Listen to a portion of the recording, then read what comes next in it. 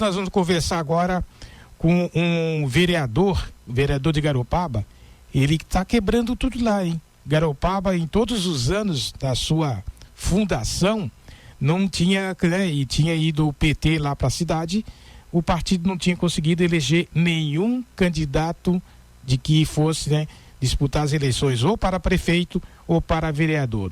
E o Rodrigo de Oliveira chegou lá, passou a conversa no pessoal e hoje é o primeiro vereador do PT na cidade vizinha. Parabéns e boa tarde, Rodrigo. Boa tarde, Gervásio. Boa tarde aos trabalhadores da Rádio Difusora e aos ouvintes que estão acompanhando essa entrevista de hoje aqui. Um prazer poder falar com vocês. Comigo já é a segunda vez, né? É a segunda vez. A gente conversou em 2022, se eu não me engano, né? 2020. 2020? 2020, quando fosse candidato a prefeito. Lembra?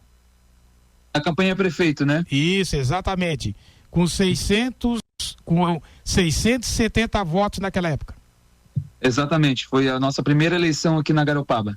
Bom, e agora para vereador, saiu novamente pelo PT e conseguiu êxito, né, com 887 votos. Fala para nós como é que foi essa campanha, se subiu e desceu muitos morros aí na Garopaba, como é que foi? Então, a nossa campanha, ela é resultado, na verdade a nossa vitória é resultado de 4 anos aí de construção política, que a gente começou em 2020, quando eu concorri a prefeito, fizemos uma boa campanha naquela época, de 6 candidatos, nós ficamos em 4º lugar, serviu para a gente colocar a cara na rua, colocar o nosso bloco para trabalhar na rua, ganhamos bastante visibilidade. Em 2021 a gente organiza bastante movimentos em relação à proteção da cidade aqui, também ao debate da pandemia, da vacina, isso nos dá mais visibilidade ainda. Em 2022 eu concorro a deputado estadual, faço uma votação muito expressiva, eu me torno o 2º candidato mais votado da cidade, com quase 1.400 votos, né? Fiquei atrás apenas do PP Colasso, que era o candidato da prefeitura na época, e isso nos apontou aí uma possibilidade muito grande da gente eleger um vereador em 2024. E, a princípio, meu nome sempre teve colocado para discussão majoritária, né, Gervásio? Então, a gente já tinha uma construção aí, uma caminhada de diálogo com o PSB, com o Jean Ricardo, que foi nosso candidato a prefeito nesse ano, e a gente estava discutindo a composição da cabeça de chapa, e em dezembro do ano passado eu dialoguei com a direção nacional do partido, que me convenceu da importância de concorrer a vereador, para a gente poder garantir a vaga do PT pela primeira vez na história. E em 2024, então, a gente chega com uma campanha muito boa, na verdade 4 anos trabalhando, né, para construir essa vitória. Eu falei bastante durante essa campanha que a gente passou 4 anos plantando, semeando, arando a terra, plantando essa semente, né, de uma esperança, da possibilidade do PT ter um vereador aqui pela primeira vez na sua história. É evidente que também esses 4 anos não surgem do nada.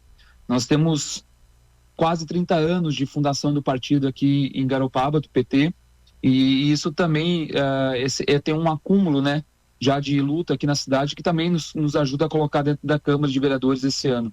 Uma votação bastante expressiva, né, Gervásio? Eu quase ali ficou eu e o Jacaré disputando quem ficaria em 4º lugar. No final ele conseguiu me passar ali com um pouco mais de 13 votos e a gente ficou em 5º, mas fizemos uma votação realmente bastante expressiva aí para fazer história na cidade. E é uma campanha, a gente caminhou bastante, tá? Para responder a tua pergunta, subimos bastante morro. Eu sou do Macacu, lá não tem rua plana não, é só morro, perambeira, mas foi é uma campanha que eu gosto de fazer. A nossa campanha tem uma presença digital muito forte, mas eu gosto de estar na rua, pisando no barro, conversando com as pessoas, olhando no olho, firmando compromisso, conversando com as pessoas mesmo. E eu encontrei muita gente que agradecia a nossa presença na rua, sabe? Porque ninguém tinha passado ainda na casa dela para falar de política. E então isso também, a nossa eleição é um pouco reflexo dessa carência que a população da Garopaba tem em encontrar uma voz que realmente represente elas e, mais do que isso, que construa a política do dia a dia com elas, né? Que não seja aquele político que aparece só em época de eleição. Nós estamos na rua há 4 anos aí, nosso trabalho foi reconhecido e durante a campanha as pessoas também entenderam que a gente poderia ser essa voz delas, das suas demandas dentro da Câmara de Vereadores de Garopaba. Rodrigo, nesse sobe e desce aí durante a campanha, perdeu peso, ganhou peso, como é que foi? Emagreci, deu uma boa emagrecida. Em relação a 2020, eu emagreci bastante. Mas eu fiz uma academia boa antes, tá? Me preparei fisicamente também, que é importante, né? O corpo está preparado. Como se fala, aquele lema das Forças Armadas, né? Corpo são e mente sã. Então a gente deu uma boa preparada aí na pré-campanha. Fui para academia para poder deixar o corpo forte, as pernas fortes, para poder subir e descer morro aqui da Garopaba. Tá legal. Acho que quem quiser fazer exercício sem frequentar uma academia, é só subir aí, né? É só fazer uma campanha pegada aqui em Garopaba sem dinheiro, que caminha bastante. Como é que foi a campanha do PT? Foi uma campanha leve, uma campanha tranquila ou teve que enfrentar algumas desavenças?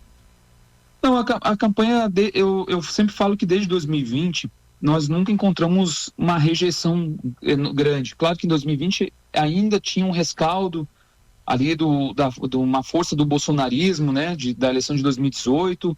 A polarização ela estava muito, muito forte e pendendo mais para um lado do que para o nosso. Mas a gente nunca foi maltratado, tratado com desrespeito. Isso nunca aconteceu. Em 2022 também, assim, para não falar que a gente não teve problemas, em 2022 eu sofri muitas ameaças de morte pela internet, né? Inclusive de pessoas da cidade aqui, que eu nunca vi na vida, mas que deixavam ameaças ou na nossa rede social ou pelo WhatsApp. Agora, essa campanha de 2024 para mim foi muito tranquila, para os outros candidatos também a vereador foi uma campanha tranquila nesse sentido. Claro que cada um foi trabalhar na sua base, nos seus temas, né? Mas foi uma campanha tranquila. Aqui a nossa campanha é feita com a federação, então é o PT e PCdoB, né, que compõe a Federação Brasil da Esperança, que é a que totalizou aí os 8 candidatos que concorreram esse ano, né? É importante sempre lembrar isso, a gente não faz nada sozinho e não se elege sozinho. Então, graças também ao trabalho de todos os candidatos e candidatas a vereador, que a gente conseguiu lograr êxito esse ano, né? Bom, durante esses 4 anos, os últimos 4 anos, eu acho que o Rodrigo deve ter dado assim uma olhadinha, uma espiadinha no Legislativo. O que achou da participação dos vereadores nesses últimos 4 anos? Eu fiz até um vídeo, faltando mais ou menos uns 5 dias para o dia da eleição, dizendo que estava na hora da gente dar um basta na postura que a Câmara estava adotando nos últimos meses, né? Basicamente, como foi o final de 2023 e 2024. Porque a Câmara, quem acompanhou aí as sessões da Câmara durante esse período, viu muita gritaria, muito desrespeito, né? Microfone cortado, bate-boca, uma disputa interna muito forte, mas em alguns momentos até desnecessária. E o que a gente menos viu foi debate da cidade. Foram os vereadores conversando sobre os problemas da cidade e buscando formas de resolver. E a gente, claro, sabe que a composição do ano passado, dessa legislatura que está se encerrando em dezembro, era uma composição desfavorável para a prefeitura. Ela conseguiu reverter isso nessa eleição, mas tinham 6 vereadores contrários e o presidente da Câmara segurando, né, matando no peito essa briga entre legislativo e executivo. Eu espero poder levar qualidade para dentro da Câmara no ano que vem, sabe, Gervásio? Mas eu conto também com a capacidade de discernimento dos meus colegas, que se alguns são novos, outros se reelegeram. Importante até dizer isso, que eu até fiquei na frente, né, de alguns vereadores que se reelegeram na nossa votação, o que mostra talvez que um recado da população, né, para a forma como os vereadores estão se portando dentro da Câmara. Eu defendo que a Câmara, e eu tenho consciência disso, eu não me elegi para representar apenas os meus 887 votos, ou os 1.798 votos da nossa federação. Eu agora me torno vereador da cidade. E, em primeiro lugar, eu preciso respeitar o recurso público que é gasto, né, para permitir que as sessões, que o nosso trabalho seja exercido. Esse é um respeito que a gente tem que ter como contribuinte, em primeiro lugar. E, em segundo, que a gente tem que estar à disposição para ajudar a cidade. Então, essa é a primeira tarefa, né, a tarefa primordial de quem se elegeu e vai desempenhar a legislatura do ano que vem. Eu sempre falei que o vereador tem que desempenhar 4 funções. a de fiscalização, né? Eu acho que essa função de fiscalização em relação ao Poder Executivo, ela tem que ser feita de uma forma elegante, respeitosa, mas tem que ser feita, não pode deixar de a gente fiscalizar o trabalho e como o Executivo gasta e usa os recursos públicos. Também é nossa tarefa legislar, criar leis, e ainda tem bastante legislação a ser feita aqui em Garopaba. E também tem a função de discutir o orçamento, né, para onde que o dinheiro público vai ser gasto, e a gente quer fazer isso de forma participativa. É um dos primeiros projetos que a gente vai fazer enquanto vereador, implementar o orçamento participativo dentro da Câmara, pelo menos, no mínimo, com as emendas impositivas que a gente tem à disposição de discutir. Mas tem uma quarta função que muita gente ignora, que é a função de articulação do vereador, a capacidade de articulação, uma coisa que a gente falou muito durante a campanha, que a nossa candidatura era a única que tinha articulação com o governo federal e com os deputados federais e estaduais do PT, né? Então, isso nos coloca numa possibilidade de articular, porque o vereador não faz, todo mundo sabe disso, né? A função de fazer é do executivo, ele é que executa. Mas o vereador tem que ter a capacidade de dialogar com a sociedade, com as comunidades, identificar as demandas que essa comunidade tem e ajudar o município, o executivo, a buscar os recursos necessários. Não se faz nada sem dinheiro, né? Não se faz nada sem apoio político. Então, essa capacidade de articulação, que para mim é a principal função do vereador, ao meu ver, que nos próximos anos, essa capacidade de trazer recursos para a cidade e ajudar o município a superar os seus problemas, né? Ou seguir melhorando, né? O que já está bom. Rodrigo, então o prefeito Júnior e o vice-prefeito Guto pode contar com a parceria do vereador do PT, é isso?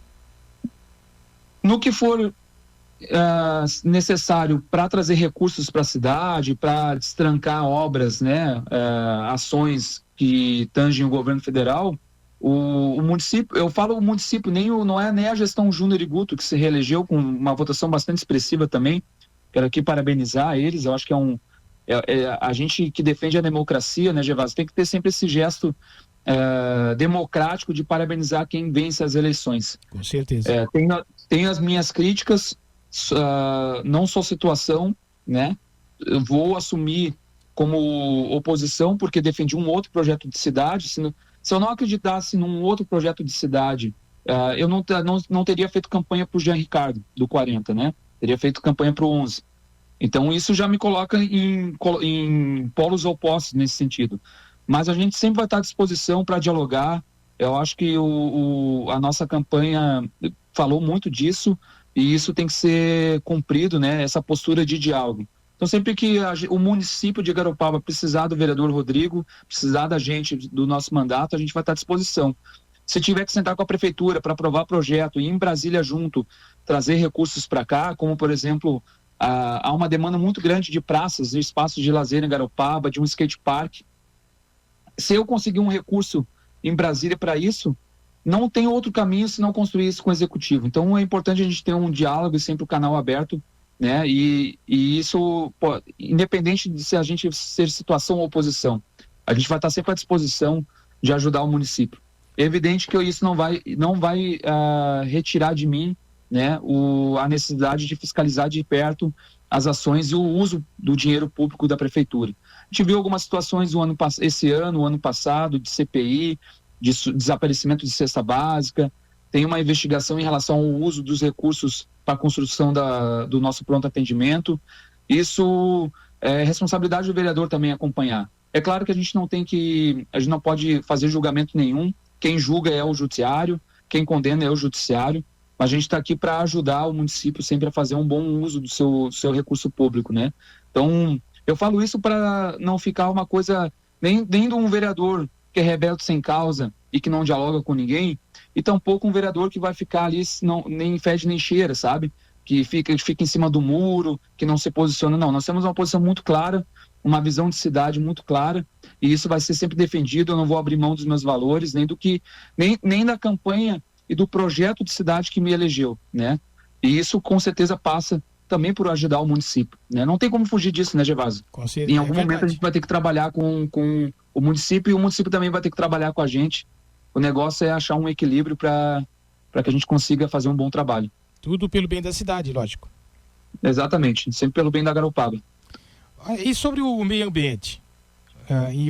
Invasões nas construções dos morros aí de Garopaba, tens alguma informação?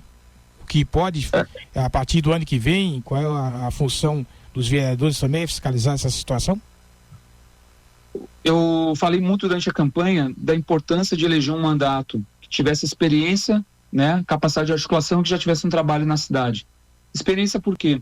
Eu trabalhei coordenando um mandato de vereador no Rio Grande do Sul, na cidade de Esteio, uma cidade que sofreu com alagamento. Entrei na política, inclusive, por conta das enchentes. A minha cidade sempre sofreu com enchente. E coordenei um mandato de vereador, eleito por conta dessa luta, do PT também, por 8 anos. Então, errei muito, acertei muito e aprendi bastante, tenho bastante acúmulo de como funciona uma Câmara. E por que eu digo isso, que tem que ter experiência? Porque o ano que vem, Gervásio, nós vamos concluir, por exemplo, o debate do plano diretor e o debate do saneamento básico, né? O debate do plano diretor não é só 4 anos, são 10 anos, né?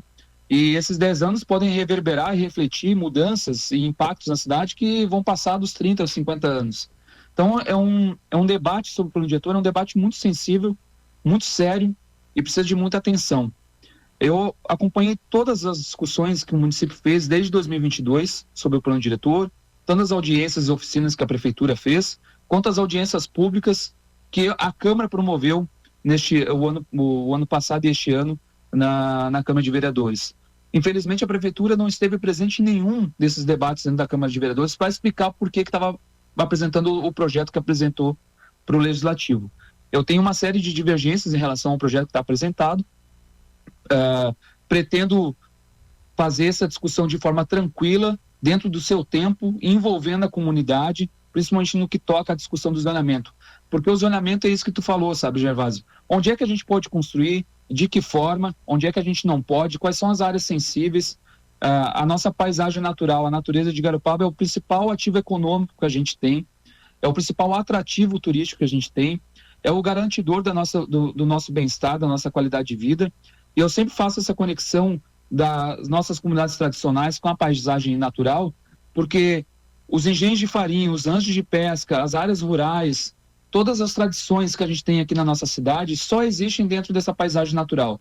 Se a gente passar por cima dessa paisagem natural, como aconteceu em cidades como Itapema, Balneário Camboriú, a gente vai estar destruindo, primeiro, uma tradição, segundo, uma memória, terceiro, um povo, né, que vai ser expulso, escorraçado da cidade. Quarto, vai transformar a cidade num lugar que quem escolheu Garopaba, como é o meu caso, para viver, né, que não faz sentido transformar ela numa Porto Alegre, numa São Paulo da vida. E por último, a gente ataca o grande pilar econômico, né, que as pessoas que vêm aqui tirar férias, fazer turismo no verão ou no inverno, que também a gente está falando disso, dessa possibilidade de ter verão o ano todo, vem por conta da paisagem natural de Garopaba, que é tudo, é o morro, é o verde, é a beira da praia, é a lagoa, é o barco na enseada, são os ranchos de pesca na lagoa, sabe? São as trilhas e os caminhos tradicionais que a gente tem aqui. Eu sou trabalhador do turismo, levo os turistas para conhecer esses caminhos. Então, a gente precisa fazer um debate muito sério, porque o que está em jogo é tudo isso, né? Então, a gente tem visto construções sendo liberadas aqui na cidade que são um absurdo. A gente tem uma construção aqui no morro da Palhocinha, com a ferrugem, a silveira. Aquilo ali é uma tragédia anunciada. Se a gente não começar a discutir, Gervásio, por exemplo, as mudanças climáticas, hoje mesmo eu estava lendo que o rio Amazonas está secando, enquanto o Saara está alagado. Como é que a gente consegue ter um deserto alagado e um dos maiores rios do mundo secando, né? A gente, em vez de ter chuva aqui no sul, como agora a gente está com esse período de chuva, mas esse período de chuva era para ter acontecido antes, né? Com um volume muito menor, de forma mais tranquila, podendo irrigar os nossos lençóis freáticos, as nossas lavouras. Não, ela está vindo sempre em grandes pancadas de chuva e grandes volumes. Garopaba, por exemplo, em abril, sofreu uma das maiores chuvas que a gente teve na nossa história de registros pluviométricos, mais de 500 milímetros. Foi o lugar do estado de Santa Catarina que mais choveu. Se a gente não atentar para isso, a gente vai começar a ver tragédias aqui em Garopaba. Como a gente tem visto essas construções em morro, devastando o morro, devastando o visual da cidade e com certeza colocando a cidade em risco. Porque citei esse exemplo desse condomínio que é o Pôr do Sol. que eu acho que a gente vai precisar, inclusive, começar 2025 com uma lupa sobre as licenças que foram liberadas para essa construção, porque aquilo ali é uma tragédia anunciada. Barro vermelho, inclinações gigantes, o morro todo recortado, né? Aonde é que isso vai parar? Porque não tem tempo hábil para reflorestar, replantar e garantir segurança daquilo ali. Então, as casas que vão estar construídas ali vão estar sofrendo sério risco de deslizamento. Tudo isso precisa ser considerado, né? A cidade precisa pensar a forma como quer se desenvolver. A gente não é contra o crescimento, mas se não for feito de forma planejada, nós vamos acabar sendo uma Balneário Camboriú, onde todo trabalhador, as comunidades tradicionais vão ser expulsas para o outro lado da BR e aqui vai ficar só para os mais ricos, né? Então, tudo isso precisa ser discutido. Isso é uma das grandes pautas que eu defendi durante a campanha e vou seguir defendendo no começo de mandato e dos 4 anos que a gente vai estar dentro da Câmara. Tá certo, isso é o papel do vereador, né? O papel do vereador. Rodrigo, vai conversar com os vereadores de oposição eleitos, como o Nadim Gonçalves e o Felipe Souza do MDB, o Rogério Linhares, o Dedéu do Podemos? Vocês vão conversar, vão se acertar? Como é que é? Pretendo conversar com eles, sim. Já marquei, inclusive, uma reunião com o Dedéu, que é um vereador que eu tenho bastante diálogo já antes da campanha. Já tenho uma conversa marcada com ele. Pretendo conversar com o Nazinho, pretendo conversar com o Felipe, que também tem um diálogo já anterior à campanha. O Nazinho é o único vereador que eu ainda não tive a oportunidade de conversar sobre política com ele. Mas eu acho que a gente também vai precisar formar um bloco que em algum momento nós vamos converger em algumas discussões, em alguns projetos de lei. E como eu falei, né, Gervásio, a gente não faz nada sozinho, precisa ter diálogo. E para aprovar, inclusive, os projetos de lei que eu pretendo aprovar, vou precisar do voto deles. Então a gente precisa em algum momento sentar para conversar, né?